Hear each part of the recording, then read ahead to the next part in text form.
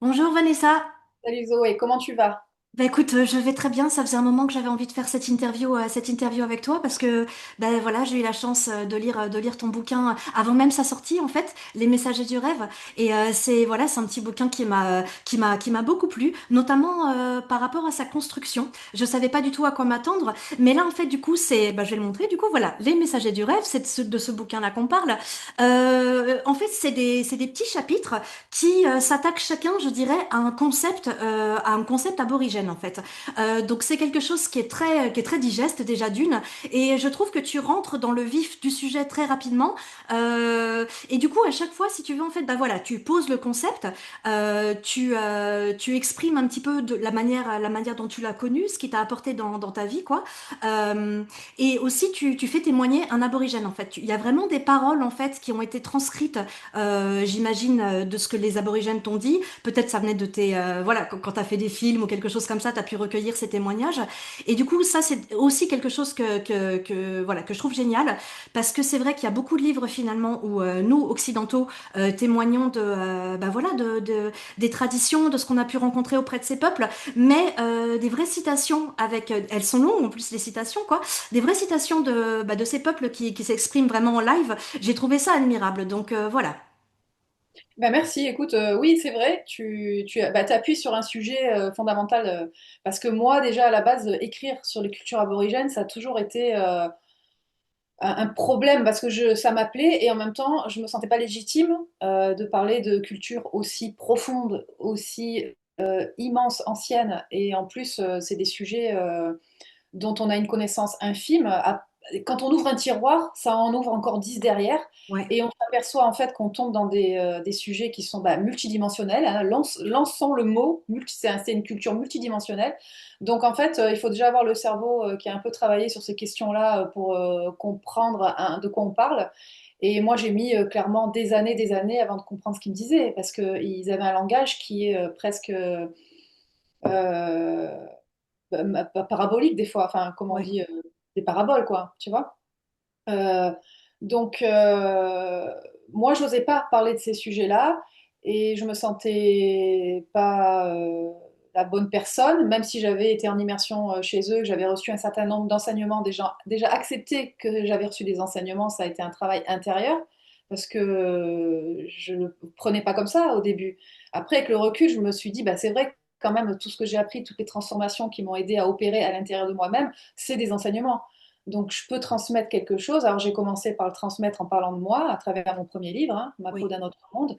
Mais quand il a fallu vraiment passer à l'étape de parler des aborigènes et de leur culture, il me semblait plus évident de leur laisser la voix à eux à travers les mots qu'ils m'avaient transmis, tout en mettant en parallèle moi ce que ça m'avait apporté, bien évidemment. Mais je pouvais pas ne pas donner la parole à ces aînés qui ont la connaissance. La vraie connaissance, c'est eux. Hein, c'est 60 000 ans d'appartenance à un territoire. Même s'ils ont été coupés par la colonisation de beaucoup, beaucoup de champs et de rêves. euh, voilà. Bon, parce que les sites sacrés sont détruits pour plein de raisons. Ils ont quand même en eux, dans leurs cellules, dans leur ADN, tu vois, la mémoire de cette terre et la mémoire de leur lien sacré avec les ancêtres du monde divin. Ils l'ont pas perdu, ça. Même les aborigènes qui sont assimilés, qui vivent dans le monde urbain, qui sont des descendants d'aborigènes enlevés, hein, il y a eu toute une génération d'enfants enlevés, bon, leurs descendants à eux, qui ont été coupés de leurs racines, qui ont été coupés de leur langue, ils disent encore, même s'ils sont blancs, ils disent on est aborigène, c'est dans les cellules, c'est dans l'ADN, on peut pas, tu peux nous blanchir, tu peux mettre du lait dans du thé, ça sera toujours du thé, tu vois, c'est ça qu'ils disent. Donc être aborigène, c'est vraiment une mémoire qui est engrammée et dans le territoire et dans les cellules du corps, tu vois. Donc pour moi, c'était évident que transmettre les savoirs, eh ben, c'était la voix des aînés. Alors, une question qui me vient là spontanément, parce que moi, ce que j'avais aimé dans ton livre, en fait, du coup, c'est que j'avais l'impression de pouvoir un petit peu, comme si tu me mettais à la portée justement par le fait de vraiment prêter la page, quoi, à la voix des aborigènes, qu'en fait, tu mets à la portée certains concepts qui effectivement semblent, alors, je pense que voilà, tu les as quand même bien, finalement, tu les expliques bien, très simplement et d'une façon très pure. Je trouve, en fait, il y a beaucoup de clarté dans ta façon de le faire, notamment parce que c'est simple. mais voilà, ce que je vois dans ton livre, c'est que dans un sens, c'est peut-être pour nous une certaine porte d'accès à la sagesse aborigène. Mais là, avec ce que tu es en train de me dire, je suis en train de m'interroger sur le fait de... Notamment parce qu'ils sont tellement, ils sont très complexes en fait. Enfin, je trouve hein, personnellement que c'est l'un des peuples, ne serait-ce qu'on va y revenir, mais cette histoire de temps du rêve et compagnie, puis les chants, ce qu'ils chantent pour trouver leur chemin, tout ça et tout. Pour moi, c'est l'une des cosmogonies les plus complexes, en tout cas, dont j'ai entendu parler, tu vois, quoi.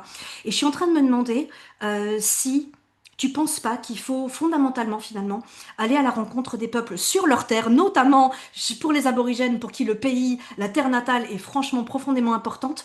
Est-ce que tu crois pas qu'en fait, pour vraiment avoir une chance d'être touché par les enseignements de ces gens-là, il faut prendre son sac à dos et il faut y aller, quoi. Bah, c'est vrai que là, tu parles à une femme de terrain, hein. Je suis une voyageuse hein, à la base, même si je suis sédentaire depuis le confinement, le voyage, il est en moi, hein. Donc, oui, moi, j'aurais tendance à dire que l'autre, tu le rencontres chez lui et dans son espace. Mais après, il y a des gens qui ont peut-être déjà pas besoin de voyager parce qu'ils ont déjà des connaissances à l'intérieur d'eux qui se réveillent sur leur terre, hein. Parce que je pense à certains écrivains qui n'ont pas voyagé et qui parlent des peuples racines. Et je me dis qu'ils ont cette connaissance en eux, en fait, et qu'ils la déclenchent à un moment donné, voilà, naturellement. Ça existe. Mais bon, c'est vrai que de base, c'est quand même incroyable d'aller dans la vie de l'autre et essayer de le comprendre avec, bah, plus avec son cerveau, mais avec son cœur, quoi. Et suivant les conditionnements qu'on a, les croyances comment on dit, les protections, bah, des fois, ça prend du temps. Moi, je sais que ça a mis du temps à casser les armures et pour enfin écouter avec ça, quoi, tu vois. Ouais. C'est pas que J'aimerais, j'aimais pas, j'avais énormément d'amour pour eux, mais par contre, l'écoute, elle était là, moi, elle n'était pas là, hein. Tu vois ce que je veux dire? Il y avait. Ben, tu en parles très bien dans ton livre et c'est vrai que je me suis mis vraiment à ta place, on va dire, de, voilà, toi tu pars en Australie pour faire un film, évidemment il y a l'aspect financier, il y a l'aspect des objectifs à remplir, enfin voilà, un film c'est quelque chose de assez construit quand même, il y a quand même un espèce de, même si c'est un documentaire, il y a quand même un espèce de scénario, tout ça, voilà, il y a des choses à respecter et tu racontes en fait comment tu t'es arraché les cheveux avec le fait que, bah voilà, tu donnes des rendez-vous, ils sont pas là, c'est quand eux ils ont décidé, enfin voilà, ça te fout dans la merde, hein, vraiment, c'est compliqué quoi comme truc. Et qu'en fait, tu as été finalement obligé de te plier à leur temporalité à eux, à leur rythme, j'allais dire leur rythme intérieur, la façon dont ils avaient envie de peut-être de te faire accéder petit à petit, peut-être que sans que tu le saches, il y avait certaines étapes qui te faisaient passer avant de transmettre certains secrets, on va dire, tu vois, comme s'ils te testaient un petit peu. Alors voilà, pas forcément, mais enfin, ça donne cette impression peut-être, quoi, tu vois. Et du coup, bah déjà, pourquoi l'Australie? Est-ce que tu rêvais de... Enfin bon, l'Australie, je pense qu'on en a quand même tous une image, enfin absolument, c'était rouge là, ce ciel bleu, ça a l'air incroyable comme territoire. Est-ce que tu avais ce rêve en toi depuis toujours? Comment ça s'est fait en fait? Pas du tout. En fait, j'ai rien vraiment, je n'étais pas du tout prédestinée par ma famille ou quoi que ce soit, ni à voyager, ni à l'Australie, pas du tout. Par contre, je me souviens d'une réflexion que je me suis faite peut-être quand j'avais 9 10 ans. Parce que moi, j'étais vraiment je vivais au travers de la télé, des dessins animés, des fictions. Voilà, ma vie, elle était, voilà, la vie réelle m'ennuyait, c'était trop plat. Et quand je voyais des dessins animés, je voulais vivre dans le dessin animé. Tu vois, c'était beaucoup plus beau. Ouais. Bon, et donc, et un jour, j'ai vu un reportage. Ça, je me souviendrai toute ma vie parce qu'il y a des moments, ta voix intérieure te parle et tu t'en rappelles toute ta vie, même quand tu es enfant. Et à ce moment-là, j'ai vu un reportage sur l'Australie avec des kangourous et tout. Je me disais, c'est tellement loin que si ça se trouve, j'irai jamais là-bas. Et je me rappelle m'être dit ça il y a donc, 40 ans, quoi, un peu moins.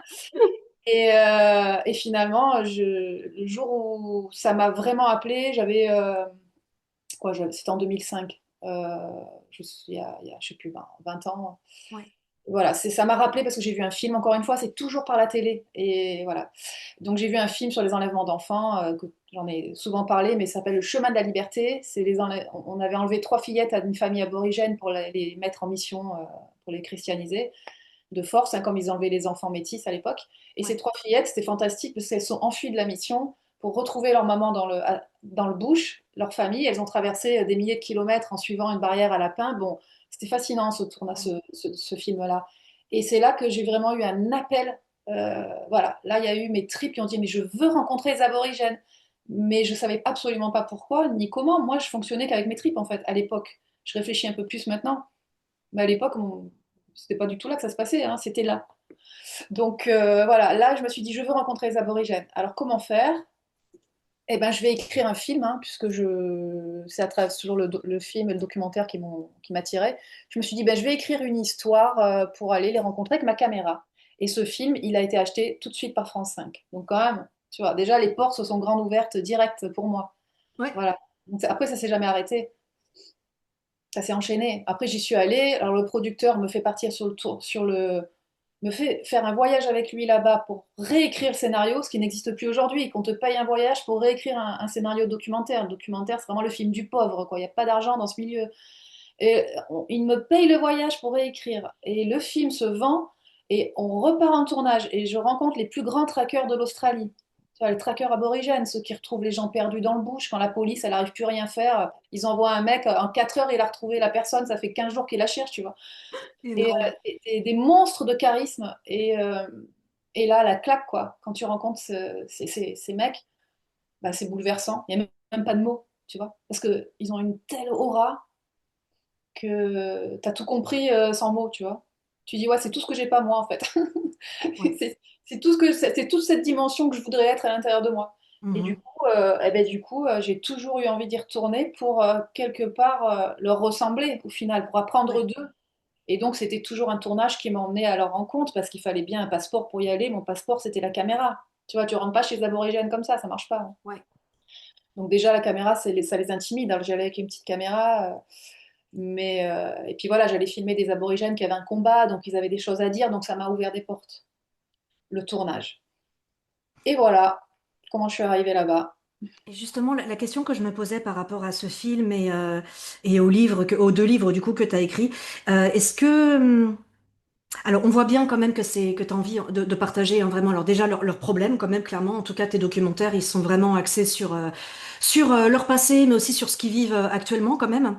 Euh, Est-ce que pour toi, écrire des livres et faire des documentaires au sujet de ces personnes, c'est une manière de sauvegarder peut-être, sauvegarder leur savoir, déjà pour pas que ça disparaisse avec la marche du temps, même si bon, ils ont l'air quand même de bien se bouger les fesses pour pas que ça disparaisse. Et que ça a l'air de bouger plutôt dans le bon sens, on va dire, hein, malgré tous les désastres qu'il y a eu. Donc ma question, en fait, c'est ça. Est-ce que ce serait pour sauver les aborigènes ou bien pour nous sauver nous, en fait?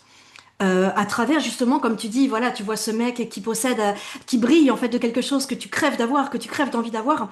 Est-ce que finalement, et c'est une question que je pose peut-être au sens large, partager en fait les enseignements des peuples racines comme ça, est-ce que c'est une manière de les sauver eux ou bien de nous sauver nous? Non, moi, j'ai franchement jamais eu cette envie de sauver. On a beaucoup cru ça de moi, que j'avais un côté infirmière, même dans ma vie de tous les jours, mais pas du tout. En fait, moi, quand je vois la beauté d'une personne, en fait, j'ai envie de capturer la beauté, tu vois. Et donc, des fois, je peux la voir chez un clochard. Et on me disait toujours que j'étais une sauveuse, il faut que j'arrête d'être infirmière. Je suis pas du tout infirmière, c'est que j'adore la beauté et je vais la chercher derrière le masque. Bon. Donc ça, c'est un truc, il y a que ceux qui comprennent ça qui peuvent comprendre. Je pas du tout la volonté de soigner qui que ce soit, ni de sauver. Alors là, c'est tellement prétentieux. Par contre, bon, préserver des savoirs, c'est vrai que ça préserve, mais quelque part, j'ai une vingtaine de disques durs qui restent sur mon étagère. Bon, c'est là, ça sert à quoi? Bon, tu vois. C'est plus que moi, à travers l'image, je voulais toujours capturer cet invisible. J'avais une histoire concrète, tu vois, Ouais, mais moi, je faisais éponge de l'impalpable. Je essayais de capturer l'impalpable à travers l'image. Tu vois, il y avait toujours deux dimensions. Celle du concret qui reconstruisait une réalité avec le documentaire, parce que eux, ils me donnaient une réalité. Moi, à travers mon rythme, la façon dont je coupais le film et j'amenais une nouvelle réalité, tu vois. ouais, Je la recréais à ma manière, je voulais la rendre encore plus belle, quelque part. ouais, ouais. Donc là, il y avait cette dimension de guérison quelque part mutuelle, hein, je sais pas, dans le subtil, il y avait le fait de construire un film, ça va de toute façon faire mettre les énergies en mouvement et il y a quelque chose de la guérison derrière ça. Mais ça, c'était la partie inconsciente. La partie consciente, c'est je voulais saisir des choses, quoi. Essayer de comprendre ce que c'était que ce temps du rêve. Puis à chaque fois qu'ils t'en parlaient, ils avaient une façon tellement, comme je te dis, comme Jésus quand il parlait, bon, c'est un peu exagéré, mais il disait des phrases que toi, ton cerveau ne peut pas comprendre. Il y a tellement de couches derrière et de profondeur. Une phrase toute simple, tu vois, un chant, un mantra, parce que leur chant, c'est souvent une phrase répétée en boucle. Ça a l'air simple, tu vois, le kangourou est arrivé là, il s'est allongé, il a mangé de l'herbe, il a dit, c'est un beau pays. Tu vois, ça par exemple, c'est un couplet d'une phrase de chant de trance. Bon, tu le prends comme ça, tu te dis, c'est un kangourou qui s'est assis là, il a mangé de l'herbe, il s'est allongé, il a dit, bon, c'est un beau pays. Mais derrière, il y a toute une connaissance. En fait, le kangourou, lui, c'est un être divin, tu vois, qui est descendu. C'est une énergie cosmique qui a voyagé dans les étoiles, qui a participé à la création de la Terre. Enfin, tu vois, quand tu ouvres, en fait, tu ouvres la phrase, derrière, tu arrives dans un autre monde, une conscience élargie de la réalité.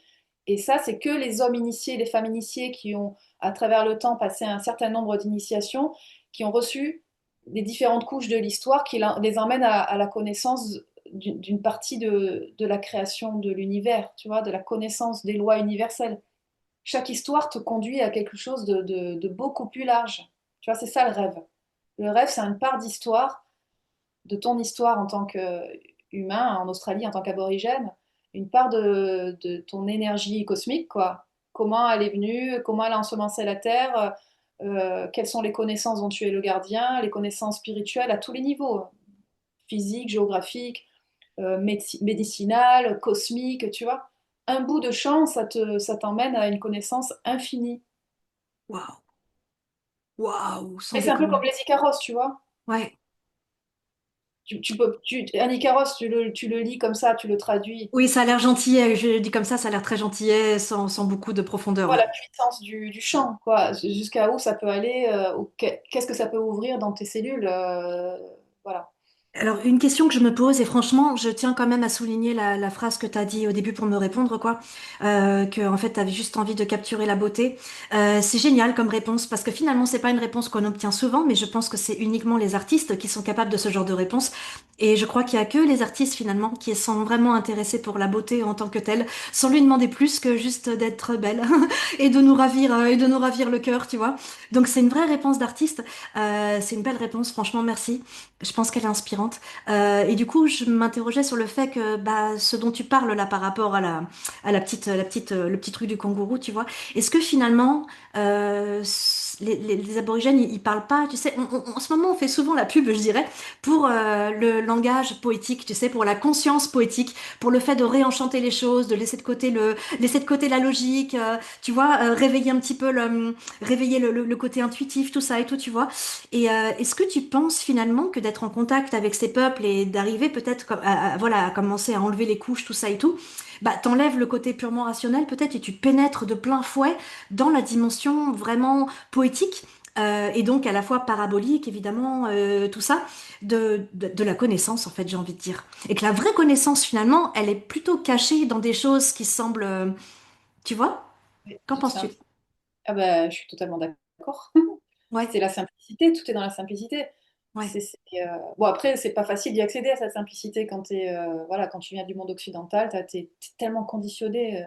Quand je te dis, j'ai mis des années. J'ai commencé en 2005 et il n'y a que en 2020 que je me suis mis à poser tout ça, 20 ans. Waouh. Tu vois, pour me déconditionner et vraiment que ça pénètre. Après, Ça- bon, ouais, après, bon, c'est vrai que j'ai pas travaillé qu'avec les aborigènes, hein, j'ai aussi travaillé avec les Uniquins. Du coup, c'est vrai que clairement, le monde des plantes a été le plus puissant, a été beaucoup plus rapide, on va dire. Tu vois. Les aborigènes, c'est sur la lenteur, la longueur, c'est très, comment dire, c'est une énergie très, pour moi, c'est très solaire, c'est la terre, quoi, mais ça vient de l'extérieur, tu vois, ça vient de transformer depuis l'extérieur, ça te brûle, quoi, tu vois. Les Ouais. plantes en Amazonie, c'est plus à l'intérieur, le travail. C'est comme ça que je l'ai ressenti, tu vois, c'est plus masculin pour moi, les aborigènes, c'est Ouais, plus je yang comprends. comme énergie. Donc, pour moi, cette énergie-là, elle a été longue à... Voilà, peut-être que d'autres personnes s'iraient plus vite, mais ça a été long, le travail avec les aborigènes. Franchement, ça a été long.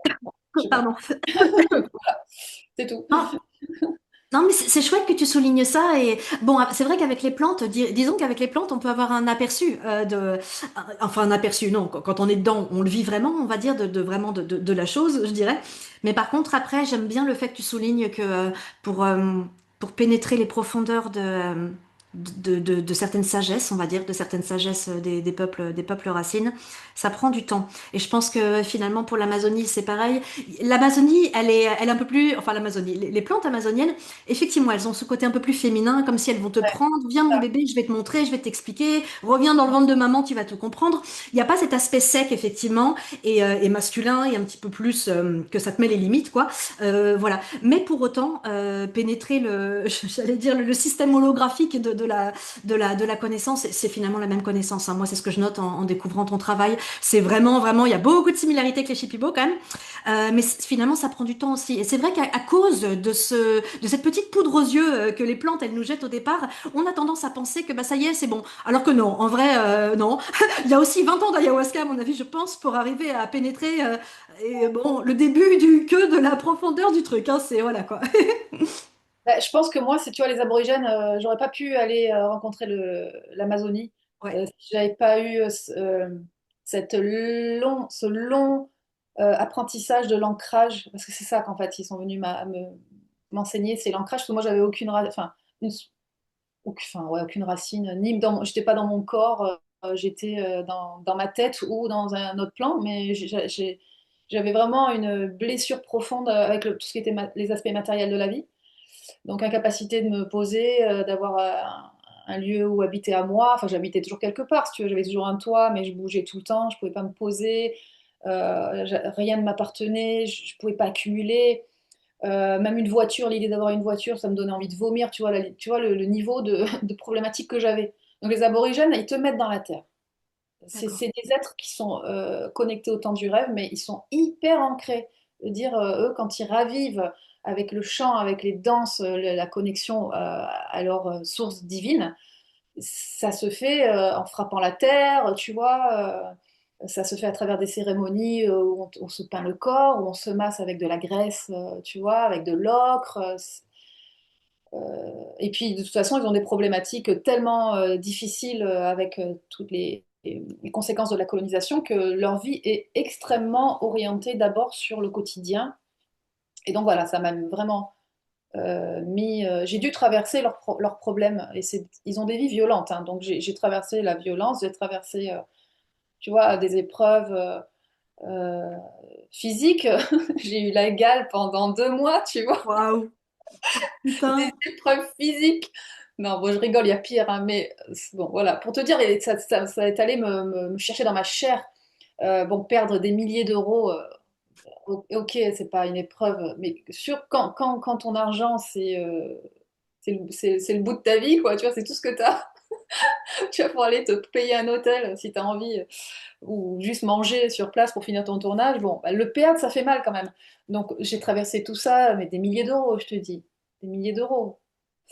Euh, Ils m'ont emmené au bout sans le vouloir. C'était pas du tout prémédité. C'est que leur vie est difficile et qu'à un moment, c'est tu suis le rythme ou tu le suis pas. Tu arrives pas avec une équipe de tournage. D'ailleurs, j'ai eu des échos, moi, de chaînes de télé pour qui j'ai diffusé mes films, hein, qui ont déjà envoyé des équipes faire un film et les aborigènes les ont plantés. Ils ont jamais fait le film. Tu vois? Donc en fait, voilà, il faut les suivre et après, c'est là l'écoute. Là, tu dis, ok, je suis avec eux, je suis à leur service, mon film, il passe après. Et là, d'un coup, la magie se produit. Quand tu as enfin compris, tu n'avais plus rien à contrôler et que tu acceptes de mourir quelque part avec eux, parce que franchement, ils vivent Enfin, moi, là où je suis allée dans les pires ghettos d'Australie. Hein. Je suis pas allée Ouais. vraiment, sans le savoir, encore une fois, c'est avec le recul que j'ai su que c'était les pires ghettos d'Australie. Tennant Creek, Hope Vale, euh, et Mount Isa, c'est les trois pires cités. Vraiment, tu peux mourir là-bas, tu peux te faire tuer. Donc voilà, quand t'as décidé de lâcher et de suivre le mouvement et de vivre avec eux, ben, la magie se produit et là, tu as des séquences qui se produisent et t'as plus qu'à appuyer sur enregistrer. Donc c'est là aussi, il faut être rapide. Il y avoir toujours la logique du tournage avec toi, même si tu as tout oublié, tu as tout perdu, tu es morte à l'intérieur de toi-même. Tu as juste envie de prendre un avion et de quitter le pays. voilà, au moment où tu as tout lâché, tout arrive, et c'est là que je toujours dis que les aborigènes ont fait les films. C'est pas moi qui les ont, Ouais. qui ont fait les films, c'est eux. Mais c'est super intéressant la façon dont tu amènes ça, je trouve. Et justement, bah, évidemment, j'avais envie de t'en parler parce que le dadiri, cette écoute profonde et cette pleine présence, je dirais en fait, c'est vraiment quelque chose qui a marqué beaucoup de personnes. Je sais à travers ton livre, j'ai vu pas mal de personnes en parler quand tu as été reçu en interview et tout ça. Et là, en fait, là, ce que tu me dis, c'est que je le mets en parallèle, disons, de ce que tu m'as dit au début, que tu avais des problèmes d'ancrage et tout ça, et que peut-être effectivement tu avais beaucoup d'objectifs, on va dire, dans le futur, ou de projections à long terme, ou tout ça, ce qui fait que tu n'arrivais pas à habiter pleinement le présent, quoi. C'est quelque chose que je connais, voilà. Donc je comprends très bien. Et finalement, je trouve qu'encore une fois, comme tu me le disais tout à l'heure, c'est quasiment, alors peut-être malgré eux, c'est pas qu'ils t'ont maltraité exprès, mais c'est à la dure finalement que tu as été forcé de lâcher justement en fait. Il y a plus de sous, rien ne se passe comme prévu, t'es dans des endroits super dangereux, t'es malade. Enfin voilà, c'est la merde quoi. Y a rien à faire, tu peux pas lutter, t'es à la merci des forces voilà, des forces de l'univers quoi. Et là, en fait, il y a quelque chose qui lâche. Il y a quelque chose qui lâche, et là, tu rentres pleinement dans le présent, et tu découvres finalement une magie qui fait qu'en fait, tout est à sa place, et que si effectivement, tu as l'esprit bien réveillé quand même, et ça s'appelle aussi être dans le présent, et être bien ancré, être bien aware de tout ce qui se passe autour, bah en fait, les choses, elles sont pile poil au bon moment, et t'es vraiment dans le rythme. Je crois que le dadiri, tu appelles ça être dans le rythme du monde, en fait, épouser le rythme de l'âme du monde. Je crois que c'est ça que t'as dit, non? Je sais plus ce que j'ai dit. Je... Le flow, quoi, le pur Quelque part, flow. ouais, c'est ça, c'est être en rythme avec ce qui se passe, quoi. Quoi qu'il arrive, tu vois, tu peux rien prévoir. De toute façon, euh, voilà, c'est même, enfin là-bas en Australie, encore plus en Australie, parce que les vies et surtout les aborigènes sont mouvementées. Donc il suffit que tu aies prévu trois séquences. Une de rechange à chaque fois, au cas où t'as pas celle-là, t'en prévois une autre, au cas où t'as pas celle-là, t'en prévois une autre, parce qu'il faut de l'image, quoi qu'il arrive, il faut de l'image. Et ben en fait, c'est à ce moment-là que ah bah tout le monde déménage, ou il y a un enterrement, tout le monde se casse, il n'y a plus personne en ville, enfin peu importe. D'un coup, un cousin appelle parce qu'il y a eu un accident ou parce que voilà, la police est venue à tel endroit, bah hop, tu montes dans un 4x4 et tu suis le flot. Tu Ouais, suis toujours ce qui se passe au moment où ça arrive. ouais. Tu vois, moi un jour, une anecdote. Euh, un tournage, voilà, c'est le tournage un peu qui a été le tournant dans ma vie. C'est là où j'ai rencontré les guérisseurs, parce que j'ai rencontré un guérisseur traditionnel qui est vraiment a été initié dans les lois, qui a été reconnu dans l'enfance, qui a été initié avec les anciens du désert, tu vois, c'est du lourd, hein, Ouais. leur rite initiatique. Hein. Et puis ils ont chanté c'est les peuples du Dingo qui l'ont enseigné, donc ils ont refait la route de l'ancêtre Dingo en chantant tout le long sur des milliers de kilomètres, hein, tu vois. Ça a duré des mois son initiation. Waouh. Et c'est magnifique. Et donc lui, il m'a invité à filmer des cérémonies de garçons. Alors là, incroyable. Tu me dis, mais c'est impossible que ça arrive, ça n'existe pas. Une femme n'a pas le droit de marcher sur la terre des hommes. C'est des hommes qui m'invitent. Bon, j'ai une explication karmique vis-à-vis de ça dans mon histoire à moi. Mais bon, il se trouve que j'arrive, donc je pars 2 mois et demi avec des hommes tournés. On attend que des jeunes veulent rentrer dans l'initiation, tu vois. Pas de guérisseurs, des initiations, les premières initiations hein, pour devenir des hommes. Donc ça dure 2 mois et demi. Et là, ça a été un tournant dans ma vie parce que ah oui, j'étais en train de dire, c'est un film qui a mal tourné, qui a mal démarré, qui vraiment, ça a été un carnage. Tout le long, ça a été un carnage. Déjà, aucun jeune voulait s'initier. On attendait des mois dans une communauté mouroir, franchement, où c'était dangereux de sortir. J'avais pas le droit de sortir. Le guérisseur qui était malade, qui dormait tout le temps. Enfin, à un moment, j'ai perdu 10 jours de tournage, clairement. Pendant 10 jours, je n'ai rien fait. À un moment, vraiment j'ai pété un plomb, quoi. J'en avais marre d'être enfermée dans une cité dangereuse. Je pouvais rien faire avec quelqu'un qui dormait, qui était malade. Après, il est parti à l'hôpital. Enfin bon. Et à un moment donné, au bout de 10 jours, il commence à aller un peu mieux. Je lui dis, tu veux pas que ton neveu, là, il y avait un neveu qui venait toujours là où on était nous rendre visite. Je lui dis, il a été initié, lui, viens, on va l'interviewer. On se fait une petite séquence dans le bush. C'était à une demi-heure de route, tu vois. Et on fait, voilà, il me parle de son initiation, on se fait une séquence. Ok, donc tu vois le contexte, ça fait 10 jours que je suis pas sortie. Hein. On prend le 4x4, on monte tous les trois dans la voiture, je prépare ma caméra, j'étais sur le siège arrière. On arrive on se gare sur un parking de supermarché pour prendre de l'eau, parce qu'on part pas dans le désert sans eau, quoi qu'il arrive. Et au moment où on se gare, t'as trois voitures de police qui nous bloquent, mais qui bloquent la voiture, hein, devant, sur les côtés, qui commencent à casser la vitre pour attraper le neveu qui en fait était un criminel, tu vois. En fait, ma séquence, je l'ai jamais faite, hein. Et à un moment, j'étais derrière avec ma caméra sur les genoux. Je filme pas, je filme pas. Et je me souviens d'une séquence où la police m'avait arraché ma caméra des années avant et m'avait fait effacer toute ma carte mémoire. Donc, je suis restée pétrifiée. En fait, j'ai rien fait. Donc voilà. C'était une anecdote pour te dire quoi, je sais plus où j'étais partie, Euh, que que oui, tu contrôles rien. Là, on voit tu bien, en tout contrôles cas, rien, ça tu illustre bien contrôles ça. rien. Et donc Hmm. c'est ça, suivre le flow. Mais en même temps, à partir de là, ça a mené après, à un moment donné, à une séquence magnifique. Je lui ai dit, ça va très très mal. Il faut que tu appelles, il faut que tu fasses quelque chose, une cérémonie pour le film. Et donc il a fait une cérémonie avec un chant extraordinaire que j'ai filmé auprès du feu. Et c'est un chant que j'utilise avant toutes mes conférences et tout. C'est un chant de protection qui appelle les bons esprits dans une langue qui n'existe même plus. Waouh. Enfin voilà, tu vois. Ouais. Bref.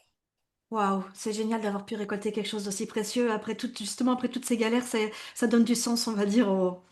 Enfin, je sais pas. Des fois, on a une idée précise de ce qu'on voudrait et en fait, justement, c'est ça que j'aimerais te poser comme question. Est-ce que là, de retour dans la vie occidentale, est-ce que tu arrives à, est-ce que c'est quelque chose que tu arrives à appliquer au jour le jour, dans la vie quotidienne, tu vois, le être dans le flow vraiment, et comment conjuguer ça avec le fait d'avoir des objectifs pour lesquels on est quand même obligé un petit peu de faire des plans, de lutter parfois, de mettre des choses en place, d'être organisé. Comment concilier les deux en fait?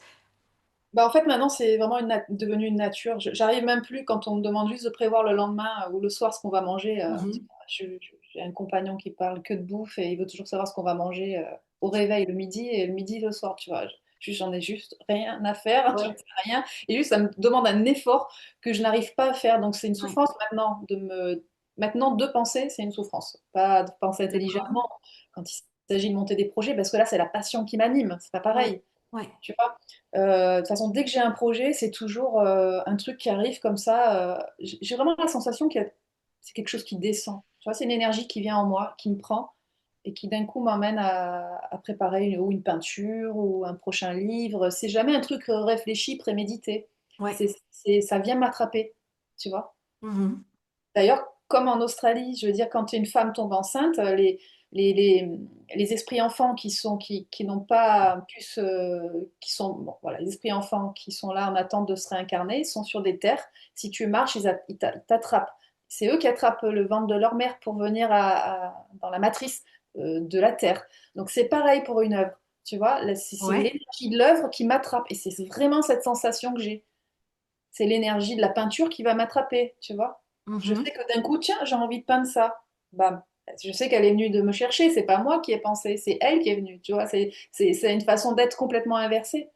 Et maintenant, je ne vis que comme ça, hein. Ah, ouais, c'est quelque chose que. Alors moi j'ai encore quelques petits problèmes, on va dire, avec les objectifs, mais après bon, j'adore ça aussi, c'est vrai. J'adore avoir des trucs à faire pour le futur et des passions, machin, voilà. Mais La c'est vrai qu'en passion. ce qui concerne l'écriture et compagnie, tu vois, à chaque fois j'ai le sentiment que ça m'est tombé sur la gueule et que Ouais, j'avais pas le choix en fait de toute façon, et qu'effectivement, comme pour le gamin, hein, que t'as été choisi pour écrire une histoire et que voilà, c'est comme ça et puis c'est tout. Et puis voilà. Donc, ouais, c'est chouette. C'est ouais, comme quoi c'est faisable en fait du coup de mener quand même des choses à terme, je dirais, tu vois, d'être mais tout en bah je sais pas. ben, c'est même plus rapide, hein, je trouve, en Ouais, fait. Parce que ouais, tu le fais au bon moment, donc du c'est coup, ça. C'est ça. tu vois, des fois, je suis là, je tourne en rond chez moi, j'ai rien à faire et j'ai pas l'esprit créatif, je l'ai pas en moi. Et je Ouais, m'ennuie à mourir, tu vois. Et si j'essayais de faire quelque chose, de toute façon, je sais que je vais galérer, ça sert à rien, ouais. j'irai pas au bout de quoi que ce soit.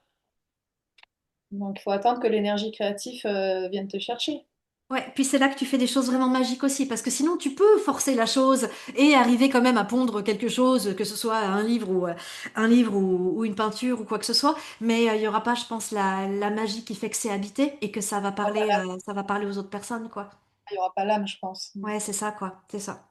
Alors, il est temps quand même de s'attaquer vraiment. Alors, tu nous as déjà parlé un petit peu, mais voilà, j'aimerais qu'on aille un peu plus profondément. Le fameux temps du rêve. Alors, d'après ce que j'ai compris, C'est les ancêtres, en fait, les êtres divins, les ancêtres créateurs qui existent toujours, qui sont situés, on va dire, dans le ciel, mais la terre et le ciel sont le miroir l'un de l'autre, en fait. Et donc, en fait, ce que les ancêtres font en se déplaçant à travers les étoiles et les chemins qu'ils tracent, en fait, en se déplaçant à travers les astres, ben, en fait, c'est les chemins, c'est le paysage, en fait, qui se reflète sur la terre. Donc ça, c'est ce que j'ai cru comprendre. Apparemment, c'est quelque chose qui existe en continu. C'est pas comme si les ancêtres ou Dieu ou je ne sais qui avaient dessiné la Terre une bonne fois pour toutes. En fait, ça continue à se produire. Donc les changements aussi continuent à opérer là-haut, quoi. Et, euh, et donc en fait, on est toujours connecté à ces ancêtres, il me semble. Et les aborigènes, quand ils se déplacent à travers le territoire et qu'ils chantent les chants, les fameux songlines, je pense que ça s'appelle, en fait, c'est une manière pour eux de réactualiser le travail des ancêtres. Est-ce que c'est ça ou pas? Ben oui, c'est comme ça que moi je l'ai compris à l'intérieur de moi. Alors les ancêtres, ils sont aussi dans la terre, hein. La force ancestrale, elle est aussi au moment de la D'accord, formation de la terre. Elle s'est quand elle s'est, elle était d'abord, tu sais, c'était des forces chimériques, hein. C'était des potentiels animaux et humains mélangés. d'accord, D'accord? ok. On vient de la même source, hein, animaux et humains, Ouais, d'après la cosmogonie aborigène, hein. Donc, quand la Terre s'est formée et que les êtres humains et les animaux enfin, se sont manifestés sur la Terre, c'est les forces ancestrales qui se sont scindées en animaux et en humains, et la force est restée sous la Terre. Donc, d'accord, ok. en fait, ils sont à la fois terrestres et à la fois, ils sont partout. Tu vois, c'est une force, ce sont des forces. Moi, j'appelle ça des forces cosmiques, mais de Ouais, toute façon, la Terre est dans le ciel, hein, quoi qu'il arrive. ouais. Bon, voilà, donc ils sont partout. Alors, alors pourquoi moi, dans ma façon de voir, effectivement, les songlines, les pistes du rêve, les pistes chantées, c'est ça, c'est que aujourd'hui, c'est compliqué, parce qu'une songline, un ancêtre qui a façonné un paysage, c'est des énergies, t'imagines, immenses, intangibles, tu vois, vibratoires. Elles traversent toute l'Australie, mais dans mon idée, elles traversent toute la planète, Ouais, hein. Elles ne sont pas arrêtées aux frontières australiennes, mais on va ouais. rester sur le territoire australien, de dire quand une force a traversé le territoire du nord au sud, c'est des milliers de kilomètres. Donc autrefois, quand les aborigènes se déplaçaient, avaient la capacité physique de se déplacer, pour alors comment ça fonctionnait? D'abord, ils se déplaçaient pour se nourrir, hein, par rapport aux saisons, par rapport là où il y avait des trous d'eau qui étaient pleins, tu vois, on suivait les animaux aussi, hein, c'était ça la base des déplacements. Mais tout en se déplaçant, on chantait ben, le paysage, on Uhum. chantait l'histoire qui a construit le paysage, tu vois. Alors c'est des histoires.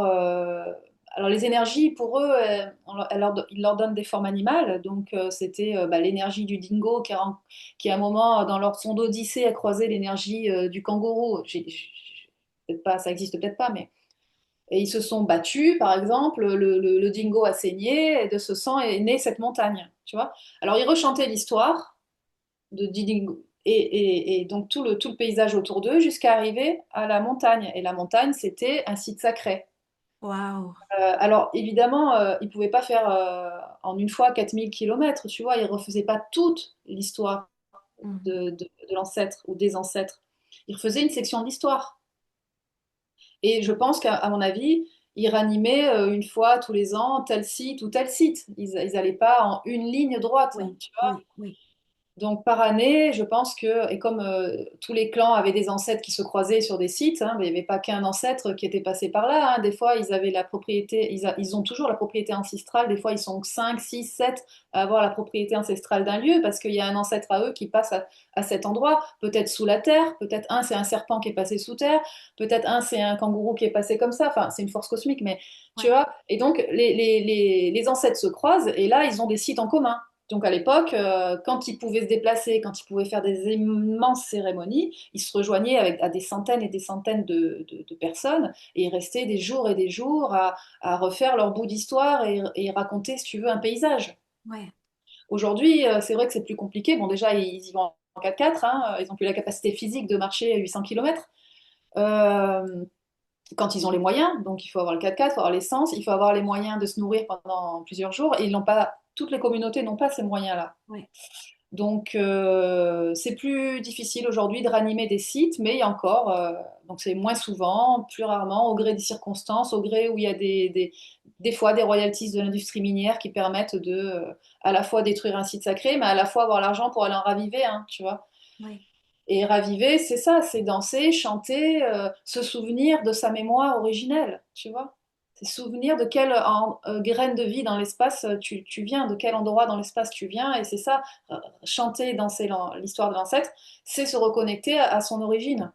À son origine divine, du coup, c'est ça qui se passerait si on pouvait pas ranimer les sites, on deviendrait juste comme des, je sais pas, des robots et on oublierait qu'on est des êtres divins, comme il nous arrive à nous, peut-être les C'est ce qui Occidentaux, se c'est passe en ça? Occident, voilà, pour moi c'est ça, c'est que on D'accord. s'éteint du coup l'âme, quand tu perds le lien au sacré et la foi en quelque chose de plus grand et que ben, tu deviens un robot, quoi, c'est clair. Ah, mais c'est ça justement dont je voulais te parler parce que bah, on voit bien la différence énorme. C'est pareil. Alors il y a plusieurs sortes de. Comment tu appelles ça? La famille Kimchi, c'est ça? Ou qui. Le kinship, c'est le système de parenté aborigène. Ça Oui, c'est s'appelle ça. Et dans ton livre, en fait, tu dis qu'apparemment, bah voilà, on a une parenté avec tout le vivant jusqu'aux astres, hein, vraiment. Donc ça comprend aussi les êtres inorganiques. Enfin bon, voilà quoi. Et on a aussi, il y a différents niveaux de parenté. Je crois qu'il y a le totem, du coup. Je sais plus ce que tu avais dit en d'autre. gros, le totem, c'est un degré de parenté, enfin un degré, disons que voilà. C'est comme si tu arrives sur Terre et puis on te donne un dictionnaire comme ça, c'est une constitution, la politique de ta vie entière avec tous les codes et les lois et les règles que tu vas devoir suivre euh, qui sont en lien avec ta terre de naissance, le totem de ton clan et toutes les lois qui s'y réfèrent, ton totem principal, élémental ou animal ou végétal sur la terre qui t'accompagne et toutes les lois qui s'y réfèrent et comment tu vas devoir le protéger. Enfin, tu vois, voilà, tes liens de parenté avec les humains, avec tout le monde entier. Et en fait, t'as un code, voilà, c'est hyper complexe en fait. C'est très, Ouais. très. Chez les peuples traditionnels, c'est. Voilà. Donc, des fois, même eux, c'est le bordel, hein. Tu leur demandes d'expliquer, tu vois, quel lien ils ont avec telle personne, et puis à un moment, ils sont là, c'est trop compliqué. Et en fait, voilà, tu rentres pas sur une terre n'importe comment. Tu parles à la terre, tu parles aux esprits du lieu. Tu dois te comporter d'une certaine manière sur une terre. Tu vois, tu n'as pas le droit de rentrer sur les terres dont tu n'es pas le gardien, si tu n'as pas d'autorisation. Il y a plein de protocoles. Voilà. Et donc, il y a 3 degrés qui te donnent des responsabilités, des droits et des devoirs vis-à-vis du monde vivant global. Tu Mhm. as le nom de peau, le système des moitiés, tu es classé dans une moitié aussi à la naissance, une part. Voilà, ou yin ou yang. On va le dire comme ça pour que dans notre tête ça soit un peu plus.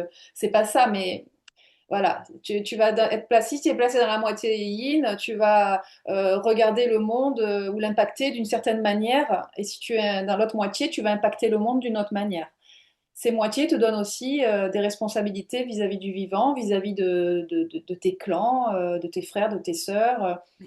Ça te place aussi dans les cérémonies, à quel endroit, si tu es telle moitié, tu vas être de ce côté dans la cérémonie. Enfin, tu vois, c'est à tous les niveaux du vivant et de la vie que tu vas être régi par ces degrés de parenté. Voilà. Telle Ben, moitié, tel nom de peau et tel totem. Voilà. d'accord. La question qui me vient du coup, c'est est-ce que tu penses qu'on vit mieux, d'une manière générale, on vit mieux en étant soumis comme ça finalement? Alors d'une manière, disons que ça peut nous aider à mieux nous comprendre, comme ce que tu expliques par rapport au fait que si on est né comme ça, bah on va avoir plus cette tendance-là, tout ça et tout. Est-ce que c'est un code qui est inspirant, qui est soutenant, qui est guidant, ou bien est-ce qu'au contraire c'est quelque chose qui, bah, toutes ces rigidités, toutes ces codes, tous ces trucs qu'il faut respecter, est-ce que c'est handicapant? Toi, quand tu as été au contact des aborigènes, tu as eu le sentiment que ça aidait leur vie ou qu'au contraire, c'était difficile à porter pour eux? Moi, non, dans mes voyages, ils n'ont pas des vies faciles, hein. Donc déjà, de base, Hmm. euh, maintenant, c'est plus subi pour beaucoup. Enfin, ceux que j'ai rencontrés, ils avaient un pied aussi dans le monde contemporain. Donc, si tu veux, être à cheval entre la rigidité des traditions anciennes et le monde moderne, il y en a qui ont plus, il y a beaucoup de jeunes qui ont plus envie, qui comprennent plus. Même s'ils vivent dans le désert, tu vois, ils ont plus envie de suivre les anciens pour chanter, danser. Déjà, se mettre nu pour les filles, ça devient une honte, tu vois. Ils doivent apprendre des chants dont les langues n'existent plus, donc ils ne les comprennent pas, c'est dur à enregistrer, tu vois. Ils voient Netflix à la télé avec Shakira et compagnie. Tu vois le gap?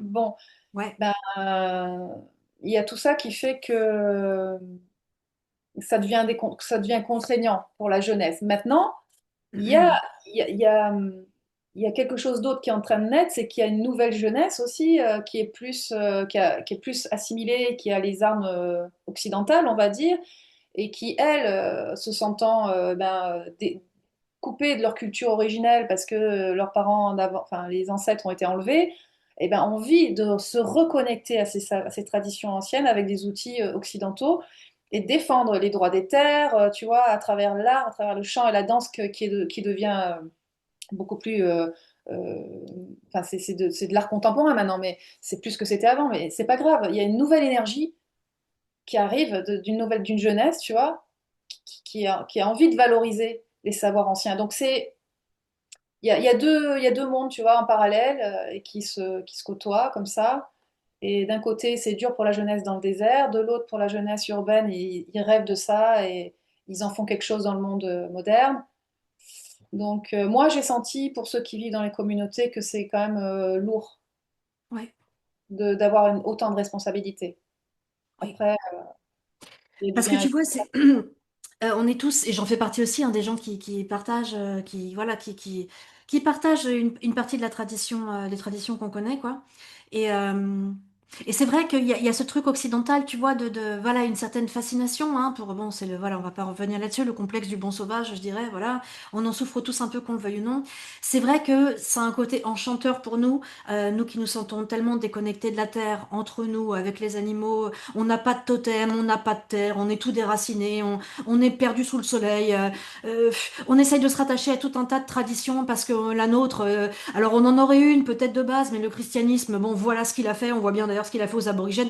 Même si c'était pas la base du christianisme, bon bah ça a été tellement travesti que on le gerbe tous autant qu'on est. Le christianisme, on n'en veut plus, on n'en peut plus quoi, on n'en veut pas. Donc du coup on est là sans tradition. Les animaux, on les aime bien, mais on sait pas comment se connecter à eux. On est tout perdu si tu veux. Et c'est vrai que du coup, bah, quand on lit un livre comme le tien, ou voilà, quand on, enfin je sais pas, on a tendance un petit peu à être fasciné, puis à se dire purée, moi aussi j'aimerais bien avoir mon totem, tu vois, j'aimerais bien savoir que je fais partie du clan du kangourou, et au minimum je saurais comment, vers qui me tourner pour demander de l'aide cosmique, je saurais ce que je suis venue faire sur Terre, j'aurais des frères kangourous comme moi qui pourraient m'aider. Est-ce que tu penses que tu penses qu'on a tort en fait d'être un petit peu émerveillé par je sais pas, les communautés indigènes, ou bien il y a vraiment quelque chose dont on peut s'inspirer sans tomber bêtement dans le New Age, quoi. Qu'en penses-tu? Mais c'est ça, il faut pas faire d'angélisme, hein. Pas du tout, hein, parce que c'est aujourd'hui, enfin, avant, certainement aussi, c'était très dur. Je veux dire, oui, même autrefois, hein, les initiations, les scarifications où tu pouvais en mourir, quoi, tellement elles étaient profondes. Ouais, Même des infections, enfin, tu vois, ça existe aussi, tout ça, dans les rites initiatiques où il faut verser du sang. Bon, ouais, des peurs incroyables, il y avait des esprits de la terre hyper violents aussi, hein. Si on croit à ce monde-là, bah, moi j'y crois complètement, je même pas une croyance, pour moi c'est la réalité. Bon, ben, j'ai perdu la question. est-ce que tu penses qu'on peut malgré tout s'inspirer de ces peuples-là, ou bien faut arrêter de voir que le côté lumineux de la chose, et Bah, non, en il faut fait, juste être réaliste, quoi. Voir la souffrance aussi dans laquelle ils vivent aujourd'hui, mais pas leur enlever la profondeur de la connexion qu'ils ont avec la Terre.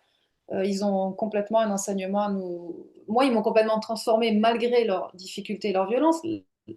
Leur façon d'être au temps et au présent et à l'acceptation de ce qui est, tu vois, la résilience qu'ils ont, ça m'a complètement transformée. ouais, Donc, voilà, faut rien du tout. Mais si on a envie de se connecter à ces peuples-là, il faut pas y aller bêtement en posant un million de questions parce que c'est pas des gens qui aiment les questions, pas du ouais, tout. Au ouais. contraire, c'est plus combien de fois j'ai entendu tais-toi, tu vois. Ils avaient bien raison. Euh, c'est y aller en.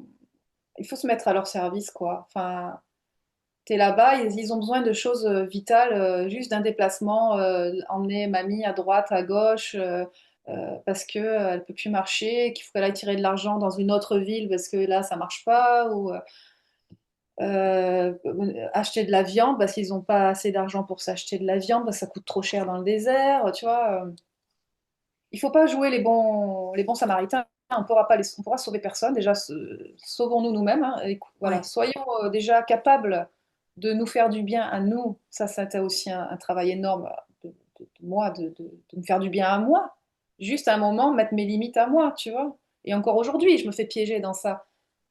Tu vois, être, être trop prise par l'énergie des autres. Et ouais, bah non, il y a un moment, quand tu l'as, apprendre à discerner en soi déjà sa limite, quand on a appris ça, ses besoins, qu'on a même les écrire ses besoins, quels sont vos besoins personnels, tu vois, et pas ceux des autres. Apprendre à discerner ses besoins personnels et arriver à les remplir, là déjà, on peut aller voir les autres de façon saine.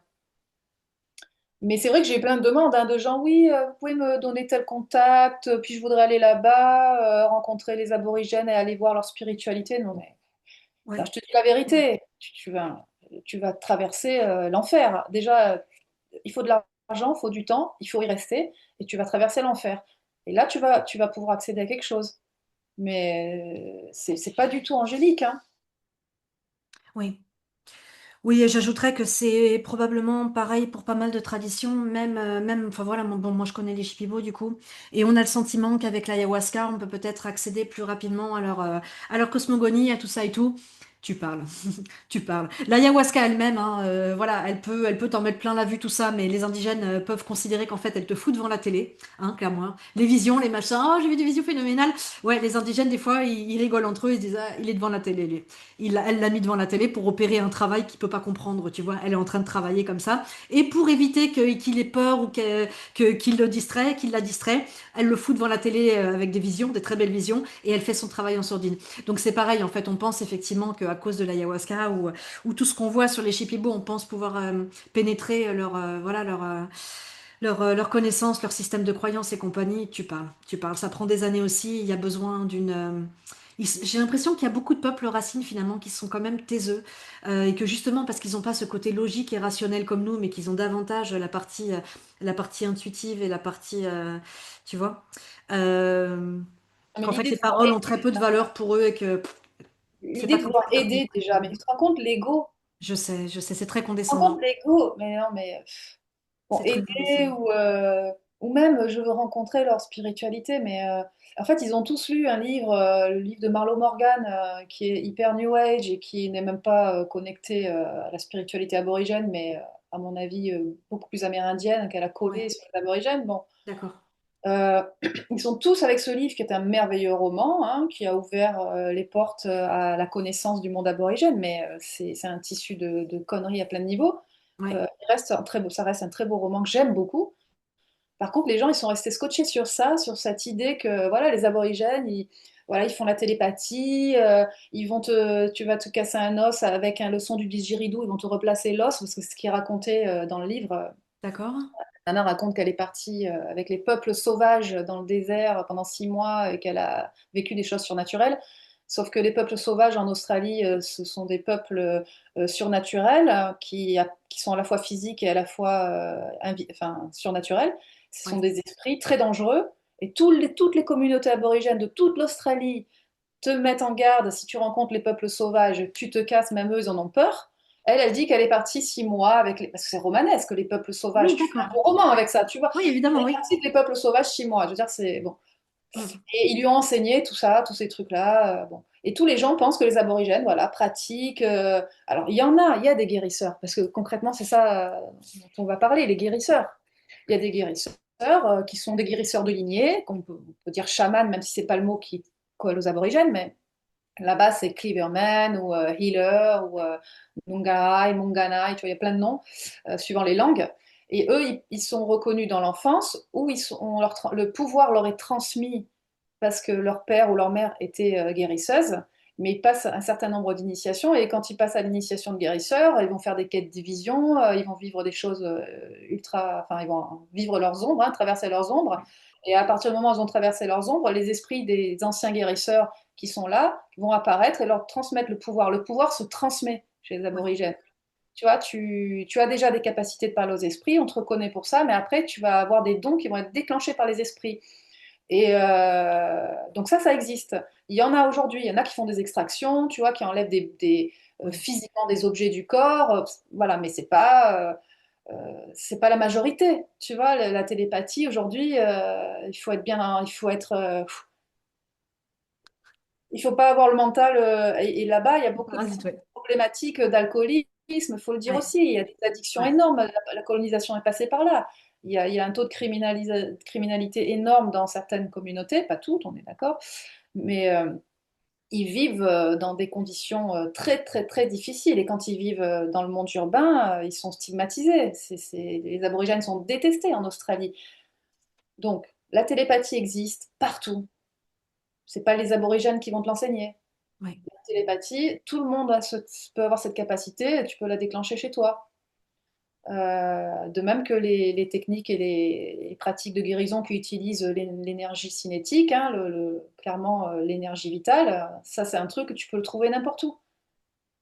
Les aborigènes utilisent des techniques qui sont les mêmes, enfin qui sont pas les mêmes que partout, mais par contre c'est la même force vitale c'est le même Ouais. pouvoir que toutes les autres anciennes traditions qu'on va utiliser pour guérir.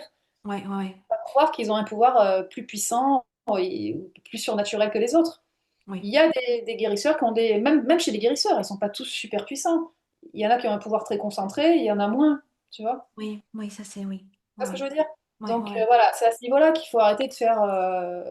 Il faut rester réaliste et puis travailler déjà chez vous avant d'aller essayer de contacter le monde aborigène qui est ultra dur. Mhm. On va pas vous donner des chants, on va pas vous inviter dans des cérémonies, on va pas vous inviter. Ça, c'est exceptionnel. Je veux dire, moi, je l'ai vécu, même encore aujourd'hui, je me demande pourquoi ça m'est arrivé. Tu vois, Mhm. vraiment, je l'ai pas cherché. Ouais. Et mais après avoir traversé c'est plus que des quêtes de vision. Moi, c'est des années de vision, tu vois, de quêtes, traverser de moi-même, de traverser la mort à tous les niveaux Des grosses épreuves initiatiques que tu as vécues à la là-bas, vraie ça c'est mort, fort clair, quoi. heureusement, mais voilà, des micro-morts intérieures. Où j'ai fait 20 ans de dépression, on va dire. À chaque fois que je revenais de l'Australie, j'étais en déprime. Waouh! Tu vois ce que je veux dire? Ah bah oui, c'est ouais, mais c'est comme ça, effectivement, ça se mérite, hein, je pense, au-delà même des enseignements, parce que moi c'est pareil, je fatigue un petit peu avec ce mot d'enseignement. La vie elle-même est un enseignement quand tu la vis proprement, sans chercher à lui coller de la spiritualité partout. La vie elle-même, de toute façon, est enseignante. Donc effectivement, je pense que parfois voilà, faut pas avoir peur de se confronter à certaines expériences un petit peu difficiles et sortir de son cocon, on va dire d'une manière générale, sortir de son cocon et aller se confronter vraiment à une altérité radicale, que ce soit dans le paysage ou dans la façon de penser ou de vivre d'autres personnes, et que peu importe ce qu'ils ont envie de partager avec toi ou pas, toi, c'est à la frontière de la rencontre entre justement toi et l'altérité avec un grand A qui se passe des choses intéressantes là où ta peau et le truc ils commencent à être en contact et que justement il y a de la friction quoi. Peu importe ce que tu peux vraiment, et ça peut pas se calculer un enseignement. Ah j'ai reçu tel chant, j'ai 3 chants, j'ai 2 totems, j'ai machin. Bah non en fait, bah non c'est comme pour les diètes de plantes. Ah bah j'ai fait 12 diètes, j'ai bu plein de fois de l'ayahuasca. Bah non en fait, bah non.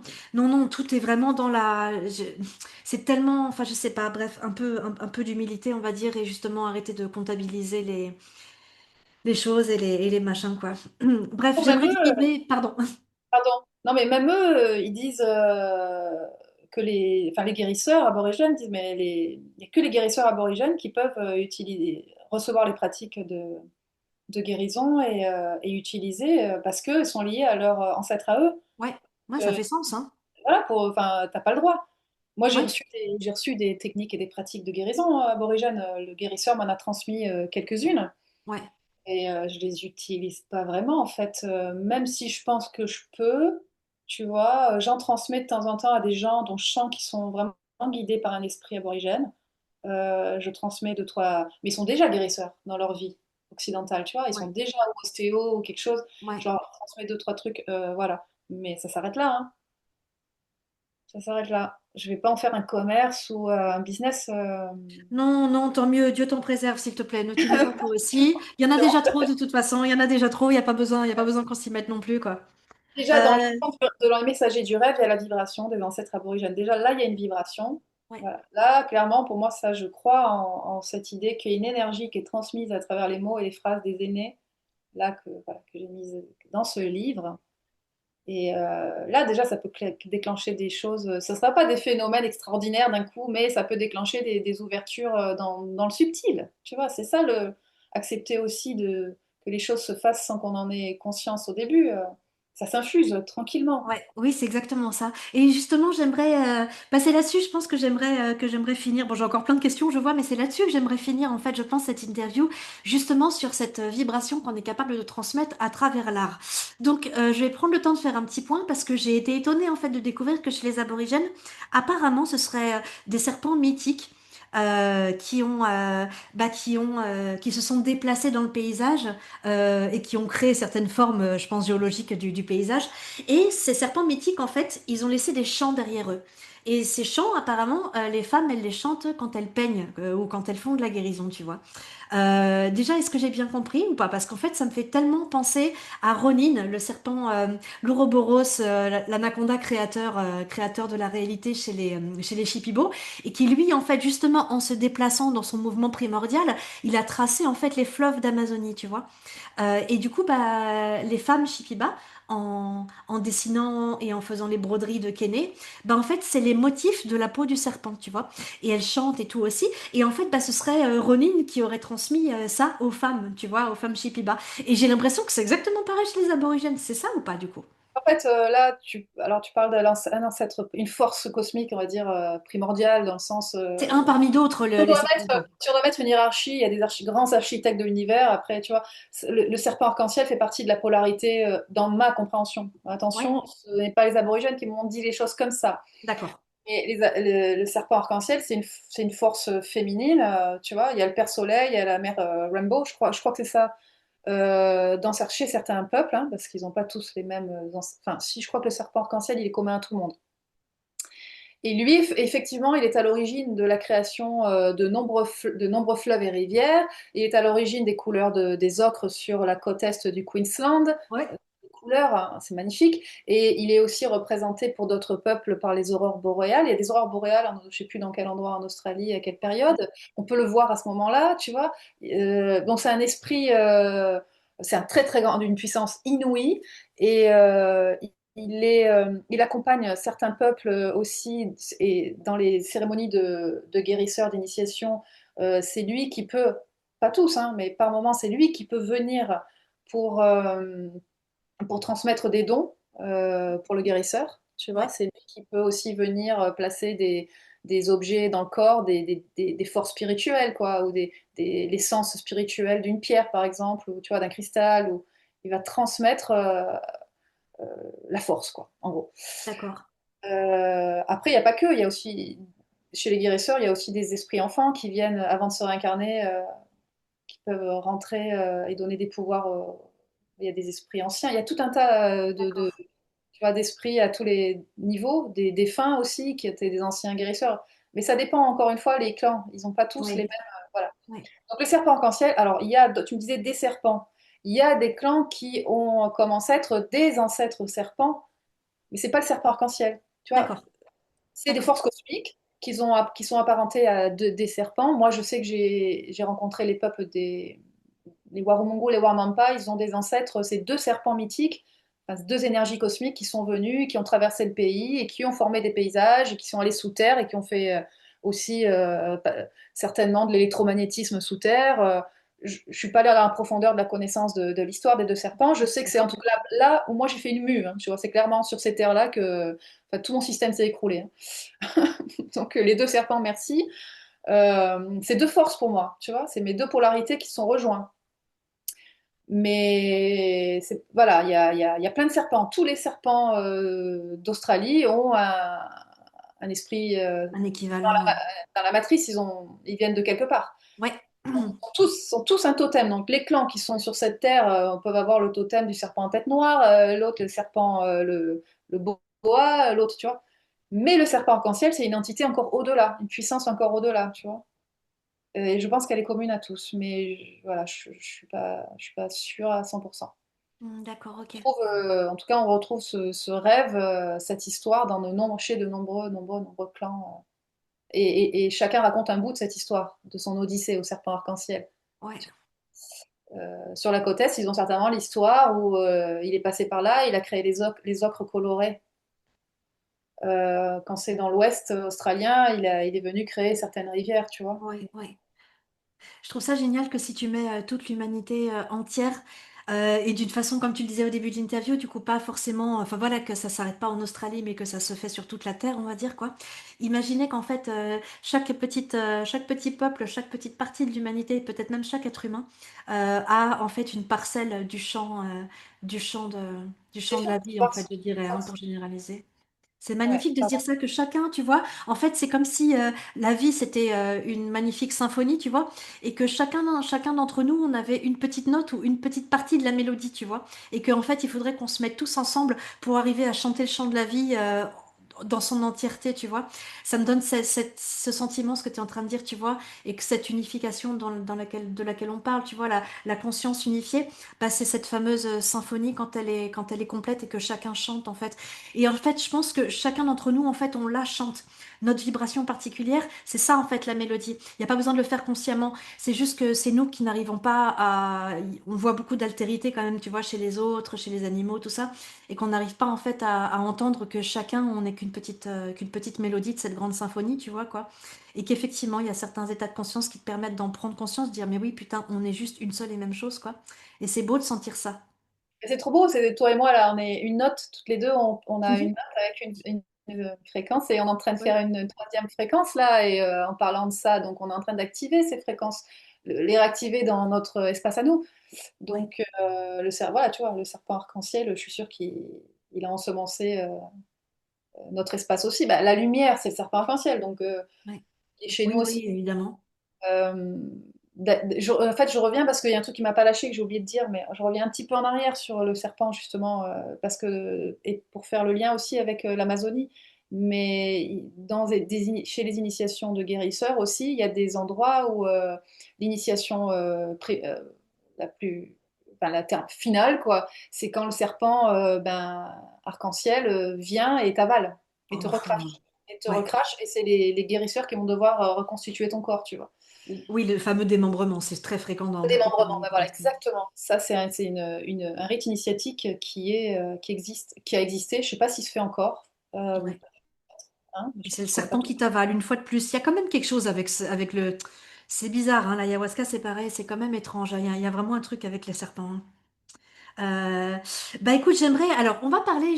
Déjà, il y a une magnifique peinture aborigène derrière toi. Ça tombe bien parce que moi, en tant qu'artiste, j'avais envie de terminer l'interview en parlant de la peinture. Donc, dans ton livre, d'après ce que j'ai compris, la peinture en fait est un acte.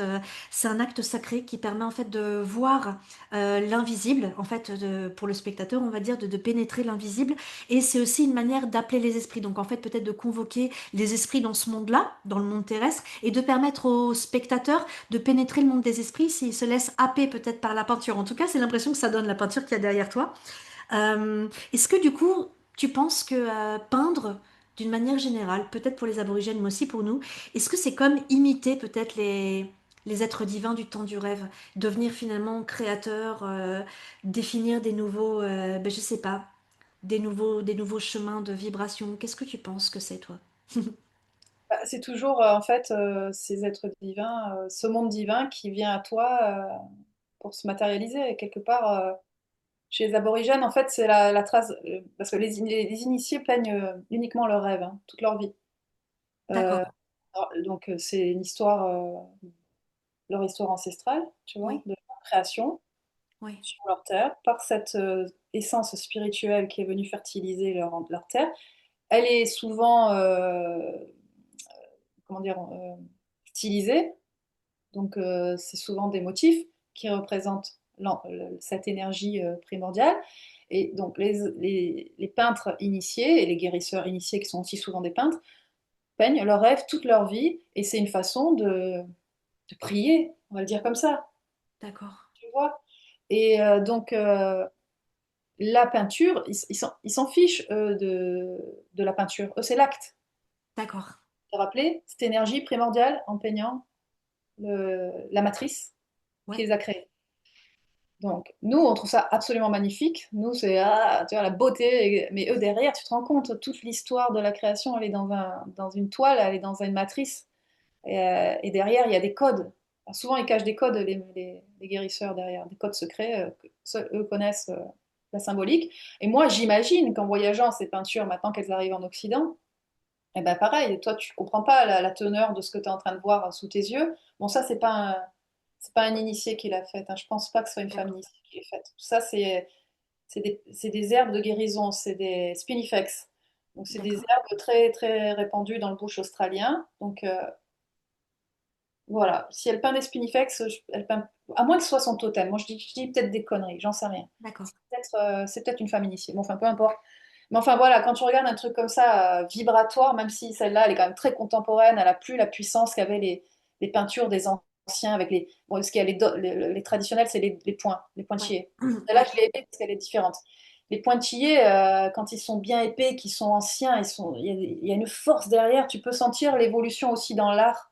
Tu vois, la perte un peu de la puissance. Tu peux ouais. le voir à travers l'art aborigène.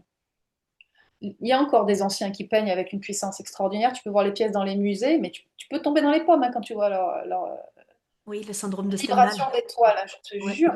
Tu ouais. vois ces trucs, mais t'as mal aux yeux, quoi. Et moi, j'ai essayé de filmer des fois des peintures comme ça quand elles étaient extraordinaires. Et ben, c'est tellement vibrant que même l'image sur le téléphone, en fait, elle fait ça. Tu vois, même la lumière, elle bouge sur mon écran. Waouh. En fait, tout ça pour dire que voilà, c'est la puissance, c'est l'essence spirituelle qui est mise dans la peinture, mais la peinture pour eux n'a pas d'importance. Aujourd'hui, même si ça devient quand même une manne financière, Oui. voilà, eux, c'est quand même le geste de rappeler l'ancêtre, c'est toujours ça. Et en plus, ils peignent en chantant, comme en Amazonie. Enfin, c'est incroyable. Je suis tombée l'autre jour sur une vidéo d'une chamane qui suit, qui suit un kéné en chantant l'Icaros. Oh, Ouais, ouais. tellement, tellement beau. Elle raconte quelque chose, elle. Tu vois, elle raconte. Bah, eux, c'est pareil, ils racontent l'histoire de l'ancêtre. C'est beau ce que tu dis, je pense en fait de... Alors encore une fois, le problème c'est qu'effectivement dans ce monde c'est anticapitaliste au possible en fait, ce que tu nous dis depuis le début, hein, clairement, tu es pour la, la slow life ou je sais pas comment on dit, mais là c'est pareil du coup en fait, tu nous parles de que l'important, excuse-moi, que l'important finalement pour un artiste ou d'une manière plus générale pour un être vivant, c'est pas la chose finie en fait, c'est l'acte de le faire, tu vois. Et je Enfin voilà, il y a beaucoup d'artistes hein, désormais qui effectivement on a besoin de bouffer. Donc bon bah voilà, on a des objectifs, des cahiers des charges à remplir. On sait ce qui plaît au public, donc on sort ce qui va plaire au public, comme ça va bien se vendre et puis on va faire un bon marketing et puis comme ça on coche toutes les cases. Mais en fait, disons que dans ces cas-là, l'acte de créer, c'est un petit peu le... Faut en passer par là, mais le plaisir n'est pas là. Le plaisir, c'est quand tu récoltes la thune une fois que c'est fini et que t'as bien donné aux gens ce qu'ils voulaient, tu vois. Et toi, en fait, tu es dans un, tu es une grosse rebelle du capitalisme, tu es en train de nous dire exactement l'inverse. Et que du coup, en fait, ce qui est important vraiment, c'est de cette immersion, en fait, où toi-même, tu es plongé dans le temps du rêve, en fait, quand tu traces, en fait, quand tu traces ta peinture ou que tu écris ton bouquin aussi, puisque tu nous parlais effectivement de la qualité vibratoire de ce qu'on peut mettre dans un livre. Et étant écrivain, c'est quelque chose dont mes lecteurs pourraient témoigner, je dirais pas forcément moi, mais mes lecteurs. Et c'est vrai que qu'est-ce que tu conseillerais aux... Allez, parlons aux jeunes artistes parce que eux, ils n'ont pas encore le cerveau pété par le capitalisme. Qu'est-ce que tu conseillerais aux personnes qui ont envie de se relier à ce type d'art, mais qui ne sauraient pas trop par où commencer parce qu'ils sont un peu déconnectés? Qu'est-ce que tu conseillerais à nos amis jeunes artistes? Bah, tout art confondu, bah, qui ne fassent que ce qui les fait vraiment sourire à l'intérieur, qui ne D'accord. répondent pas à une demande extérieure. Même si ça ne répond pas à la demande extérieure, moi je sais que c'est ce que je fais, c'est complètement hermétique, quoi. Des fois j'ai des boules, tu vois, mais je veux dire, c'est ça qui me fait, ça me nourrit, ça me fait tellement plaisir des fois de faire une œuvre. Je sais que personne n'achètera mon truc parce que c'est pas du, ça rentre pas dans les cases. C'est ce que tu dis. Mais punaise, la joie à la fin de mon œuvre, quand je l'ai finie, que je la regarde, la joie que ça me procure, mais c'est ça, faut mettre son âme dans, ou que laisser l'âme venir vous nourrir, mais dans les deux sens.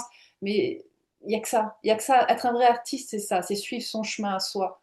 Peu importe ce qu'on vous dit, peu importe, n'écoutez que votre instinct, vos envies, voilà, ce qui vous plaît. Il y a un moment de toute façon, la roue tournera, il y a un moment, même si c'est à titre posthume, votre art sera reconnu parce qu'il y a quand même une loi dans cette terre, c'est que quand on a mis quand même son âme, les choses, enfin, il y a un boomerang qui revient, tu vois. Oui, puis même sans retour, même sans couronnement ultime et final ou quoi que ce soit, moi souvent je me pose la question euh, parce qu'en fait je fais des comparaisons. Voilà, c'est pas bien, mais je me compare quand même. Je regarde ce qui se passe autour, tu vois, et je compare ma vie à celle des autres. C'est vrai, je le fais, c'est pas forcément bien, mais et je me dis qu'en fait, enfin voilà, si je devais, si je devais choisir, je resignerais encore et encore pour la vie que j'ai choisie là, tout simplement parce qu'en fait, ça a du sens pour moi de faire ce que je fais. Peu importe le résultat, l'argent, pas l'argent, la célébrité, la reconnaissance, le machin. Je dis pas que c'est désagréable de ressentir ces choses-là, mais en fait, le bonheur et le bonheur pour moi découle du sens et de la signification que chaque jour a, vraiment, hein, chaque jour, et que du coup, bah, quand tu mènes une vie une vie artistique peut-être fauchée ou quoi, mais qui pour toi, en fait, ça a du sens, ce à quoi tu te dédies chaque jour, bah, en fait, t'as tout le bonheur du monde et qu'il n'y a absolument rien d'autre à attendre de cette vie, mais alors vraiment rien, quoi. Qu'en penses-tu? Enfin, très très souvent, je me fais cette réflexion, mais ça me vient tellement souvent, je me dis, mais le jour où je serai sur mon lit de mort, le plus tard possible, du bois, en meilleure santé possible, je me dis, mais quand je regarde le chemin parcouru en Australie, je me dis, mais je regretterai jamais, jamais d'avoir fait ça. Et je resignerai aussi, peut-être pas pour le même pays, euh, ouais, je me dis, mais quel voyage extérieur et intérieur. Franchement, je me sens pas pauvre du tout, je me sens déjà riche, même si je partais, tu vois, je me sens riche d'avoir fait des choses qui pour moi ont été, ouais, avaient du sens et m'ont permis de me transformer. Et j'ai tellement grandi en sagesse à l'intérieur que j'ai tellement abandonné plein de peurs aussi. On se sent tellement mieux quand on fait, quand on écoute son instinct, ses envies. On grandit et on se sent tellement mieux dans sa peau après. Mais franchement, Oui, ça, voilà, on n'attend plus rien de l'extérieur après. C'est que du bonus après ce qu'on reçoit. c'est ça, exactement. Voilà, c'est que du cadeau. Donc voilà, non, il faut vraiment faire ce qu'on aime et pas se laisser. Moi, clairement, j'ai jamais, mais vraiment, même dans le milieu d'audiovisuel, je n'ai jamais écouté personne. Et j'ai foutu le bordel, hein. Je peux te dire sincèrement, j'ai été parce que là, je me suis vachement adoucie, mais j'ai fait pleurer des producteurs, hein. Je ne rentrais pas dans le système, quoi. C'était impossible. Chaîne ou pas chaîne, argent ou pas argent, je faisais tout péter, hein. Pas trahir quelque part les gens que j'avais filmés, tu vois. Et il y a eu plein d'endroits où, à un moment donné, on m'a demandé quelque part. Mais ils comprenaient pas aussi, tu vois. C'est des fonctionnaires dans des bureaux à la télé. Je veux dire, Oui. je suis sortie de ce monde et j'en suis bien contente parce qu'ils comprennent rien des fois, hein. Il y a des producteurs excellents. Mais bon, souvent, on te demande d'obtenir des choses comme un Oui, businessman. Là, tu oui, vois, je vais pas faire danser les aborigènes avec des plumes pour faire plaisir. Ils ont un téléphone portable, ils ont un 4x4 et ils sont beaucoup plus connectés que toi, quoi. ouais. Enfin, ou obtenir des choses rapidement, ou avec de l'argent, ou tu vois, brusquer les gens. Non. Oui, transformer les gens en produits et les traditions en produits, effectivement. Bon, après, les producteurs, ils sont là pour faire du business, ils sont là pour faire du pognon, donc ils veulent que le film se vende. Donc ils te demandent certains éléments qui plaisent au public, peut-être, mais ils transforment les gens en produits. Dans ces cas-là, ça n'a aucune âme, ces choses-là, on est bien d'accord. Donc je comprends que tu te sois confronté à eux, quoi. J'ai Je vraiment, comprends. Bah, après, ma violence, elle a été vraiment, elle était honnête et justifiée et saine, quoi. Ouais, C'est jamais pour ouais. rien. Mais c'est vrai que j'ai j'ai été, j'ai des casseroles, quoi, dans le milieu de la télé. C'est bien, on s'en fout. Au contraire, franchement, bravo, quoi. Je pense que tu es un exemple de quelqu'un qui s'assume et qui est authentique, hein, et bien ancré dans ses baskets et qui voilà, fait pas de petites concessions. Donc, je pense que c'est admirable et que c'est inspirant pour beaucoup de gens. Dis-moi, sur quoi tu travailles en ce moment, peut-être? Qu'est-ce que tu proposes aux gens qui seraient vraiment intéressés par toi? Est-ce que tu leur proposes des soins, des peintures, je sais pas, vas-y, parle-nous un peu de toi. En fait, ce qui est fascinant, c'est que voilà comment à un moment donné, il y a eu le confinement, bah, tout le monde s'est arrêté, hein, et moi je pouvais plus voyager. C'est là que tout s'est arrêté. Et là, comment tu fais quand tu as la création en toi et que tu peux pas vivre sans créer et que tu peux plus voyager et que c'était mon seul endroit, c'était l'Australie, tu vois, j'avais rien ouvert d'autre comme porte. Ouais, Et ben d'un coup, j'ai déclenché la peinture. En fait, ça a commencé que les peintures aborigènes chez moi se sont mis à me parler. Je vais te la faire très courte, hein. Mais d'un coup, je suis rentrée en communication avec les peintures aborigènes et avec leur esprit. Et j'ai même renvoyé une peinture qui demandait à repartir dans un centre de guérison pour artefacts, tu vois. Donc je l'ai renvoyé là-bas et tout. ouais, Euh, et puis après, très rapidement, je sais plus la chronologie et comment ça arrivait, mais en fermant les yeux, je me suis mis à voir que des animaux. C'est-à-dire, je me connectais à n'importe qui, je voyais des animaux arriver. Et comme j'ai quand même, bon, je suis Gémeaux, hein, donc je m'intéresse à un million de trucs depuis des années, donc la connaissance archétypale et symbolique des animaux, je l'avais à peu près. Bon, après, j'ai creusé. ouais. Et je me suis aperçue que je lisais les auras des gens à travers les animaux. Ça veut dire que là, je suis complètement connectée au monde divin aborigène, hein, parce que le monde divin des aborigènes, c'est les potentiels humains et animaux en même temps, hein, mélangés. Euh, Oui. donc voilà, là j'ai vu que j'avais monté un niveau, si tu veux. Avant, j'étais médium, mais je canalisais beaucoup de les défunts. Tu vois, j'étais dans un univers plus, on va dire, plus bas, dans des vibrations plus basses. Et là, j'ai compris que je m'étais connectée à une dimension beaucoup plus élevée. Et gratuitement, je me suis mis à faire des dessins d'âme pendant un an, je crois. Et j'ai affiné, j'ai affiné, j'ai affiné. Après, j'ai eu une demande de femmes au Maroc pendant 2 ans. J'ai eu mon numéro se passait à Casablanca, de femme en femme. Et on me demandait ce que j'appelle des orographes, hein. C'est une technique anglaise, en fait, de faire un dessin d'âme. Et donc, je dessinais des orographes pendant 2 ans. J'en ai fait une centaine aujourd'hui et je continue. Donc, voilà, c'est essentiellement ça que je fais. C'est une forme de soin dans le sens où je parle je peux parler de la blessure d'âme de la personne, je peux parler de sa mission d'incarnation, entre guillemets, c'est des mots, hein, tu comprends bien que, ou axe d'incarnation, tu vois, de quelle énergie ancestrale elle vient et vers quelle énergie elle se dirige, tu vois. Euh, et donc, je fais un dessin avec tous les animaux qui représentent la personne. Alors, on n'est pas dans l'animal de pouvoir, on est dans des parts d'âme qui s'expriment. Tu vois, donc des fois les gens ils attendent un animal, ils pensent que c'est leur animal de pouvoir que je vais sortir, mais non, c'est pas ça. Là, c'est des bouts d'âme qui expriment une part de la personne à un moment T. Tu vois. Et voilà, et je fais ça. Et je fais aussi des formations que j'appelle ça Dreaming Energy, en fait, où je transmets vraiment à des gens qui sont déjà guérisseurs, qui sont implantés et qui ont un appel vers l'Australie aborigène, parce que c'est assez rare au final. Ouais. Souvent, quand ils viennent chargés d'un esprit, tu vois, aborigène qui est derrière, et ils me racontent leur histoire, et je sais que c'est juste, tu vois. Ouais. Tu vois, et voilà. Et donc, je fais des formations dédiées où je transmets des pratiques traditionnelles aborigènes, mais qui peuvent être retrouvées chez d'autres peuples, hein. On peut les retrouver chez d'autres peuples. Il n'y a rien d'extraordinaire. Mais c'est juste des techniques pour aller déclencher l'énergie qu'on a en soi. Voilà. Et qui sont typiquement aborigènes. Voilà, c'est vraiment, c'est un truc à eux. Ils ont une façon de voir la guérison et de la déclencher avec des gestes qui sont très, très à eux. C'est pas partout pareil. Mais le résultat est le même. On déclenche juste Ouais. l'énergie, l'énergie vitale. Ouais. Ouais. Ouais. Voilà, avec donc cette formation, elle permet aussi de transmettre plein de connaissances auxquelles les gens n'ont c'est pas qu'ils n'ont pas accès, c'est que souvent les livres sur les aborigènes sont très anthropologiques ou assez difficiles à lire et on n'arrive pas à comprendre. Donc moi, j'apporte juste une simplification, voilà, du monde aborigène. J'essaye de le rendre simple pour les gens qui sont intéressés. Il y a beaucoup de personnes qui viennent du monde du didgeridoo, justement. Ouais. Il y a une vraie communauté autour le yidaki, c'est le nom traditionnel de l'instrument. Il y a une vraie grosse communauté, très très grande communauté.